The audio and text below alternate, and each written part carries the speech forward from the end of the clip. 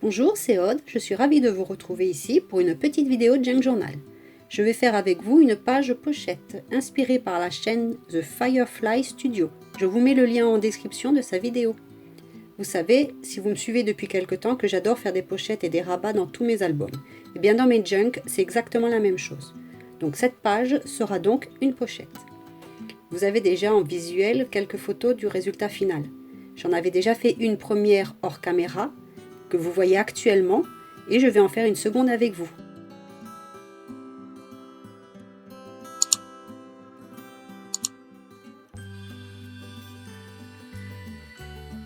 J'ai aussi utilisé des tampons All & Create, du papier teint au café, et j'ai fait aussi du papier glacine. Voici le junk et la première page que j'avais faite hors caméra. C'est du papier paraffiné, donc il est légèrement transparent. Parmi mes papiers digitaux que j'ai teints au café, donc imprimés puis teints au café, je vais regarder la page que je vais choisir. Je vais la faire à cet endroit. Oui, ici. Je prends des feuilles et je regarde à peu près celle qui me plairait le plus. Celle-ci par contre ce n'est pas un papier digital, c'était des tampons. Celle-ci c'est un papier digital par contre. Donc je regarde rapidement ce que je veux choisir, ce que je veux prendre.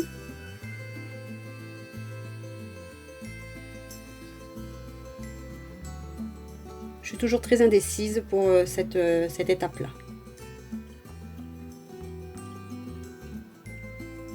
Bon, je choisis ce papier-là. Donc je vais prendre le côté écriture, pas le côté papillon, car je ne voudrais pas le découper. Donc je découpe dans la largeur et je vais enlever à peu près 1 cm dans la hauteur.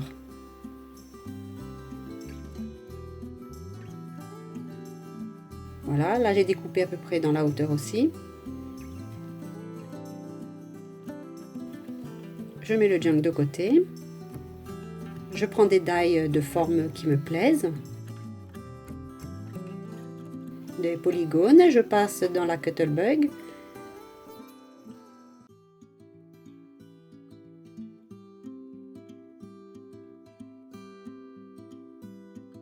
Mon papier est très très fin. Alors j'espère qu'il ne va pas se déchirer lorsque je vais passer dans cette plaque à embossage. C'est un effet planche de bois.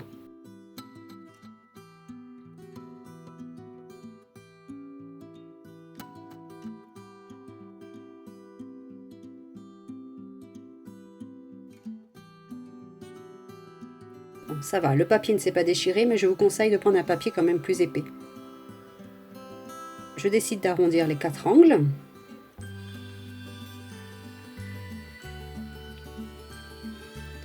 Un peu d'encre sur tous les bords ainsi que sur les bords des polygones des fenêtres.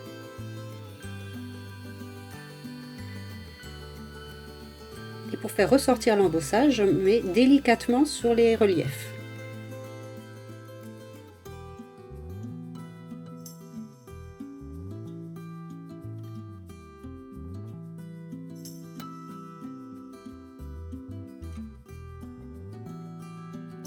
Je vous conseille quand même vraiment un papier plus épais. Ceci c'est un papier de récupération qu'en général j'ai dans les emballages quand je reçois des colis. Il est très très fin. Donc je vais tamponner des tampons All & Create et ensuite je vais le paraffiner. Pour une vidéo plus complète sur la façon dont je paraffine mes papiers, pour les rendre légèrement translucides, je vous mets une vidéo en haut à droite pour voir le processus complet. Là, je vais aller quand même un peu plus vite. Je décide de tamponner 3 tampons, ce sera pour mettre derrière les polygones, pour les fenêtres.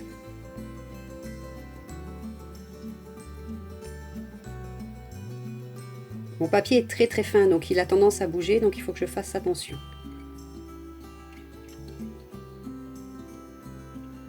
Ce sont mes tout derniers tampons achetés et je suis super contente de les avoir. Ils sont vraiment très très beaux et très très fins.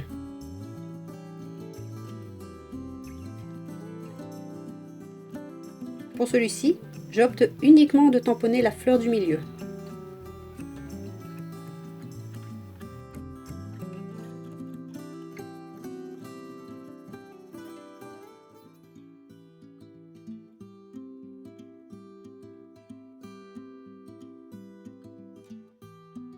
Vous voyez, je suis obligée d'aller très doucement, la feuille elle va bouger. Et je reprends le premier tampon, la première planche, et je tamponne un note. J'ai mes 3 tampons pour mes 3 fenêtres.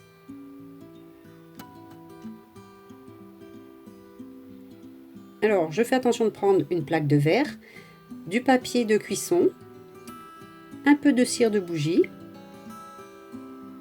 J'en mets un peu sur mes feuilles. Vous refermez la feuille, soit vous utilisez un heat gun comme j'ai fait la dernière fois dans la vidéo. Et pour vous montrer qu'on peut aussi faire avec un fer à repasser, moi c'est un vieux fer à repasser, il ne repasse plus du tout mon linge, attention. Je ne souhaiterais pas tacher le linge par la suite si jamais la paraffine, la cire déborde. Et ça va très vite avec le fer à repasser. Faites attention de ne pas se brûler aussi. J'étale au maximum la cire, il faut éviter les surépaisseurs.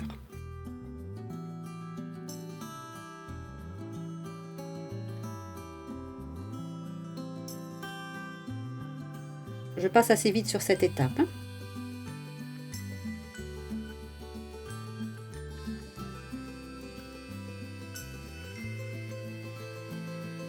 Là par contre j'ai pris un autre papier de brouillon, c'est juste pour absorber l'excédent.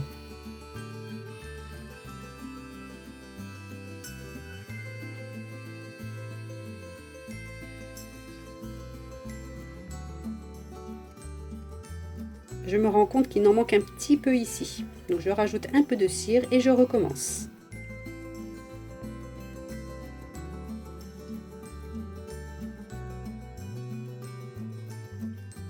Alors le papier est refroidi, ça va très vite. Et là je vais choisir où je vais mettre chaque dessin. Donc il suffira de découper et de les coller au dos.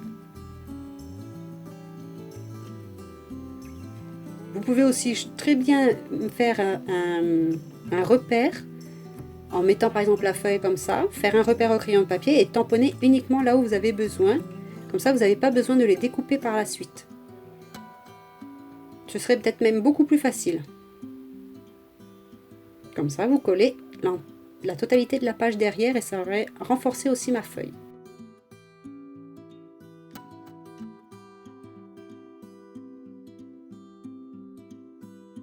Et j'utilise de la colle de reliure pour coller le papier paraffiné.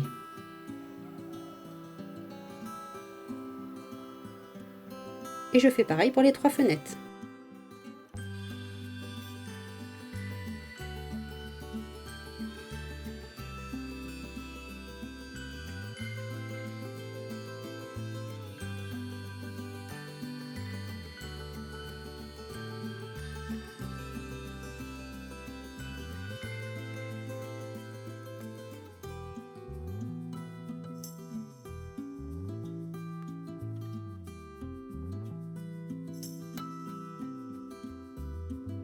Je viens de sortir toutes mes petites chutes, tout ce que j'utilise pour faire le junk, et je voudrais rajouter un morceau de tissu pour rappeler l'ensemble du junk. Là c'est des chutes, en fait c'est une vieille chemise blanche que j'ai teinte avec des brochaux. Je vous avais mis une photo sur Instagram, d'ailleurs n'hésitez pas à me suivre là-bas si vous voulez. Je poste plus régulièrement que sur YouTube. C'est une petite dentelle très fine teinte au café cette fois. Je cherche, je suis très indécise, je cherche et là je me dis tiens, je vais mettre un onglet. C'est un onglet qui fait partie du kit digital que je vous ai présenté dernièrement en vidéo et qui est donc disponible en boutique. Tous les liens seront en descriptif.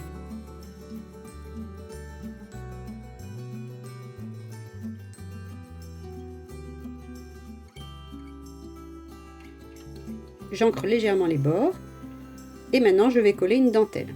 Car finalement je ne mets pas tout de suite le tissu vert. Alors si je mets la dentelle comme ça, finalement on ne verra plus l'onglet, donc je vais mettre dans l'autre sens.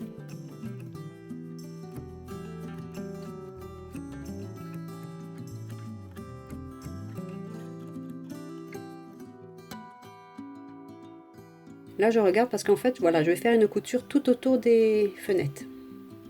J'ai fait une couture en zigzag. Bon, j'avoue, je suis vraiment pas douée pour la couture, mais c'est pas grave. Alors là, mon papier, je le trouve vraiment trop fragile. Pour faire une pochette, il risque de déchirer à chaque fois que je mets un papier dessous. Je prends un papier qui me plaît, car à travers les fenêtres, vu que c'est un papier paraffiné, on peut voir à travers. Donc je prends un papier qui fait un peu effet vintage.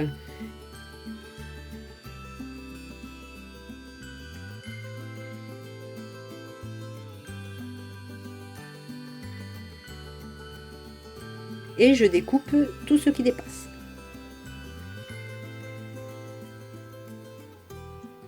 Si votre papier est épais, cette étape n'est pas nécessaire.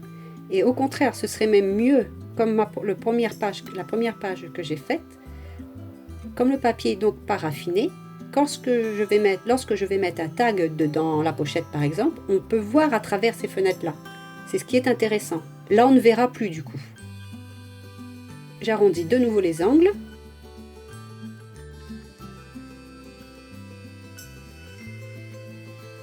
Un petit peu d'encre au bord pour cacher ce blanc. Alors, je ne sais pas si vous êtes comme moi, mais je cherche toujours mes encres, mes ciseaux. À chaque fois, je suis obligée de chercher. Je ne sais plus où je mets mes affaires. Là, j'ai fait une couture tout autour. Ça va permettre de fixer définitivement la dentelle et l'onglet. Là, j'ai voulu me rapprocher parce qu'en fait, la couleur, on voyait pas grand-chose, mais au final, c'est quand même assez flou. Ce sont des petits boutons Inspire, Create ou un chiffre disponibles dans le kit. Et par-dessus, j'ai mis un petit peu de Glossy Accents pour les rendre un peu brillants, un peu comme une petite plaque acrylique. Un noir aurait été aussi très joli, elle aurait beaucoup plus ressorti, je pense, sur la page. Là, je voulais mettre une petite breloque métallique. Pour ce faire, je mets donc un œillet. Seulement, j'ai vraiment pas choisi le bon endroit pour le mettre. Il y aura l'œillet, mais il n'y aura pas la breloque à cet endroit-là. Mais c'est pas grave, je trouve que l'œillet est très joli aussi. Ça donne un petit truc en plus, une petite déco supplémentaire.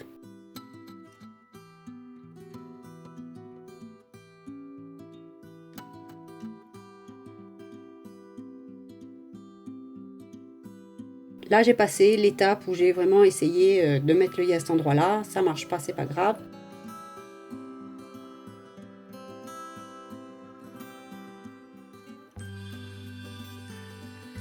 Je décide donc de mettre l'œillet sur l'onglet.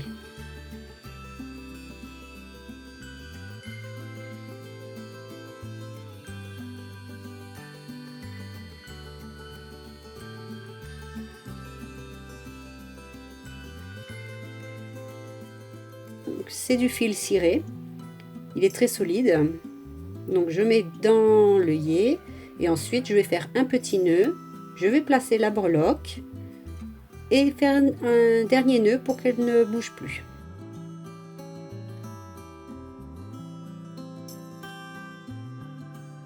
En fait, je bloque plus ou moins la breloque entre deux nœuds. J'attends de recevoir mes épingles en forme de poire que j'ai commandé et ce sera beaucoup plus joli que ces petites ficelles.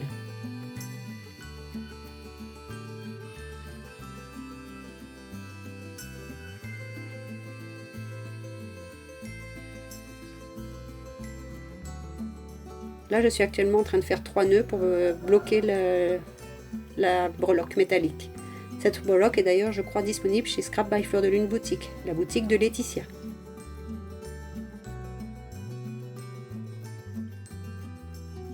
Donc je vais mettre la pochette à cet endroit. Donc je colle sur 3 côtés.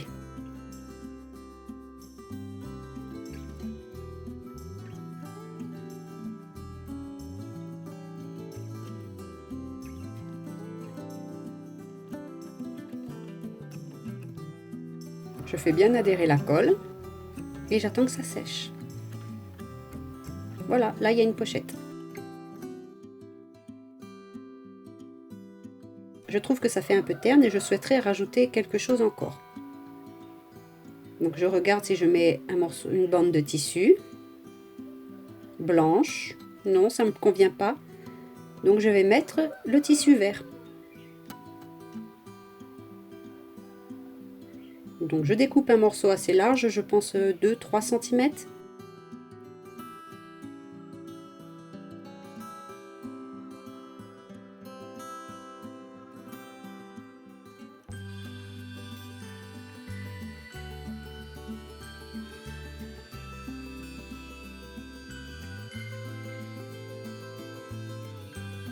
Je réfléchis, je regarde comment je vais la disposer après cette petite bande de tissu. Donc je coupe déjà dans la hauteur.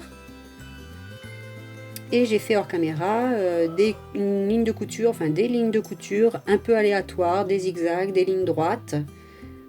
Et je vais simplement la coller au dos de la page.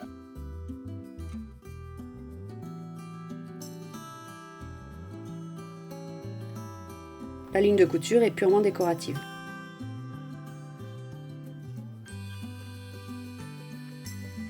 Le tissu, je le colle avec une colle de reliure. Le tissu étant assez épais, elle ne se voit pas à travers et ne laissera pas de marque. Et voilà, la page est terminée. Je n'aurai plus qu'à l'insérer dans mon junk. Comme vous pouvez le voir, mon junk n'est pas encore cousu. Les livrets ne sont pas encore terminés. Donc cette vidéo touche à sa fin. Je vous remercie d'avoir regardé. Si vous avez aimé, n'hésitez pas à vous abonner, partager et activer les notifications. Prenez surtout bien soin de vous. À bientôt. Bye!